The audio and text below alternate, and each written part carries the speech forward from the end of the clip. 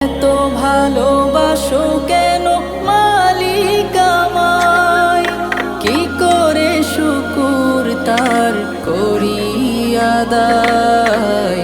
এত ভালোবাসো কেন মালিক আমায়, এত ভালোবাসো কেন মালিক আমায়।